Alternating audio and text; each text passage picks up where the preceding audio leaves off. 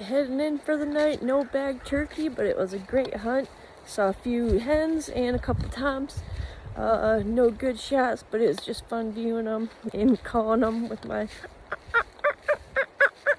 works good. Great night. We'll see what happens tomorrow. Trying to get turkey number 2.